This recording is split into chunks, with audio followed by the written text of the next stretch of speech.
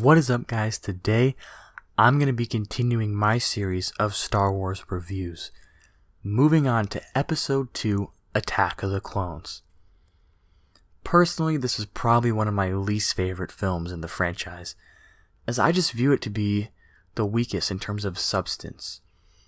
That being said, I still absolutely love this movie. It has the title Star Wars, so that's kind of a no-brainer. I have a ton of nostalgia and fond memories associated with this movie.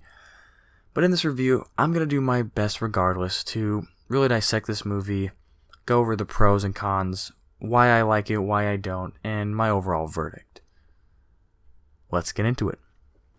This movie actually has a fairly promising start, as we get to finally see an older Anakin butt heads with his mentor Obi-Wan Kenobi. It actually brings back a lot of the same feelings from the original trilogy. That playfulness, the banter, the witty back and forth remarks. And I think that actually is executed fairly well. It's a little forced, a little more scripted than some of the stuff from the original trilogy, and feels almost like they're trying to copy it, but it definitely works to some extent. Another scene I really like in the beginning of this movie is the death stick scene. Now you guys probably all know what I'm talking about, but I personally find this scene, this exchange between Obi-Wan and this death stick drug dealer, to be hilarious. It's funny, it's witty, it brings that whole humor of the Jedi mind trick back into play, and if they could have had more lines like this where they're just not taking themselves so seriously, I think this movie could have been a lot better. Sadly, however, this movie takes itself way too seriously and absolutely screws it up. That's mostly related to romance. Now, I love romance. I love a good love story in a movie. I mean, just think of Casablanca. Think of all these movies that have such a great love story. Star Wars Attack of the Clones is not one of them.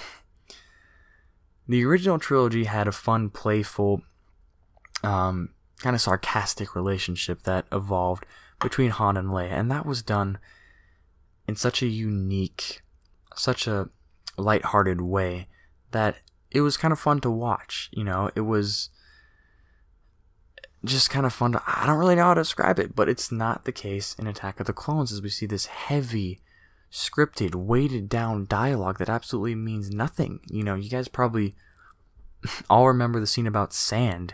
It's coarse, it gets everywhere, it gets in your What are you talking about? What is the point of this? I don't get it. And that's one thing this movie, and especially these romance scenes between Anakin and Padme, does so terribly, is it tries to tell us everything and not show us anything. It would have been so much better if we could have seen Anakin and Padme in some real danger, some interesting situations, and their love kind of grew through trials and, humor and dialogue that was quick and snappy like we're used to, instead of these long, drawn-out conversations of politics that doesn't make any sense, and we kind of get to see that Anakin is a little bit of a nut job, but we don't really understand why. And I don't know, I can't really say enough bad things about this part of the movie. In fact, it's so bad that I feel awkward watching some of these scenes. I actually cringe to myself. And when I rewatch this movie, which I have multiple times, it's about a 1 hour long rewatch for me, because I fast forward about half of the movie because I just can't take it. It's that painful. But I really kind of feel bad for these actors, because Hayden Christensen is a decent actor, and Natalie Portman's certainly a good actor. I mean, they've both been in things that show that they are competent actors. Look at Natalie Portman, Black Swan, V for Vendetta, even younger in Leon the Professional. She's a lot of movies under her belt that she can do great in if she's given the right material. However, George Lucas is not the best writer and didn't give her the best material. Same with Hayden Christensen. Now, one person who really saves the movie for me is Ewan McGregor. I absolutely love Ewan McGregor as an actor, and especially as an Obi-Wan Kenobi, because I think he really captures the essence of Obi-Wan, this level-headed, very conscious Jedi that really knows what's going on. He's really that perfect model that any Jedi should be like him. And he's also a lot of fun to watch. I really think the whole Obi-Wan Kenobi arc really saves this movie.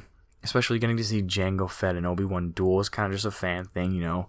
Get to see more of a Boba Fett ripoff. And it's a lot of fun. I still love that scene, you know, just kind of a fanboy action figure type scene. The whole mystery surrounding the clone army and Master Cypher Dyas is really intriguing, but is absolutely horribly explained, and we never get a real explanation for what went on there. We're kind of left guessing, and they kind of just move on from it. And actually, believe it or not, they go into more detail about this in Star Wars The Clone Wars Season 6. So if you haven't seen that, I definitely recommend checking it out. You guys know how much I love that. But even the Obi-Wan arc is very badly explained and doesn't make a whole lot of sense. I have to jump between that, which is more fun to watch, and then Anakin, Padme, you know, the room of non-sexual matters. We all know. Just go look at that robot chicken. It's pretty great. But yeah, the two play back and forth, and they're not that great. One scene I actually think is pretty good is the scene where Anakin finds his mother taken by the Tusken Raiders, and he lets his grief and rage consume him, and totally slaughters all of them. Now that's one scene that you feel really sad, and you feel that rage. And I actually can very much relate to Anakin in that sense, as I think I would do the same thing. If that was my mom there, or someone I loved, it would be hard not to be consumed by rage. And especially with his kind of power, that temptation just to kill all of them, and he gives into it, you know, and he feels bad about it later. And I think that scene really is a big point in the development of the character arc of Anakin Skywalker. I wish we could have actually seen more of that, and seen more of the darkness and turmoil within him, and less of this serious, you know, monotone relationship with Padme that's really going nowhere. I could have seen more of the darkness, and that would have been great. So I thought that scene was really well done.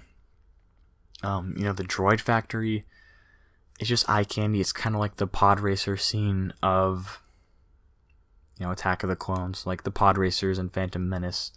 There's no substance there. It's eye candy. It's just CGI, fast-moving scenes. It's still okay, but I mean, it's a little drawn out.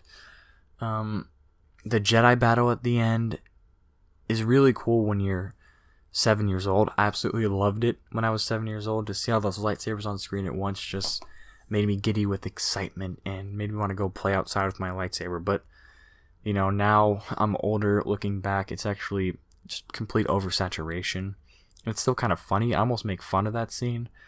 But yeah, I mean, lightsabers back, especially in the original trilogy, a duel signified some great, you know, character struggle, of change in the moment of a character. Here they just use lightsabers whenever they want. You know, Yoda with his little green laser sword flipping around. Count Dooku, that duel makes no sense. There's actually scenes where, if you pause it, Count Dooku could have totally cut off Yoda's arms. It's absolutely quite ridiculous, but it is what it is, you know. And this movie doesn't really care. It is Star Wars at its most commercial, in my opinion, as that clone battle. They want to sell action figures. They want to create new crazy machines, get little kids excited. And it's great for little kids, but the older you get, you find that what you really want in a movie is plot. You want substance. You want character development. You want to see the darker side of a character. You want to see that struggle. You want to see humor. And this movie is pretty lacking of all those things. You know, like I said, there's a few good scenes in Anakin's character development. There's a few funny lines, some banter that's kind of recreated. And this movie overall is a fairly fun ride if you just kind of want to rewatch certain scenes and make fun of other scenes with some buddies. But it can't be watched as a serious movie, and it's definitely one of the Star Wars movies that I kind of like to push to the back of my mind and kind of forget about it. Guys, that's what I think of the movie. Do you agree with me? do you disagree? Maybe you absolutely love this movie. Tell me why in the comments below. Thanks for watching. Stay tuned for next time. Signing off.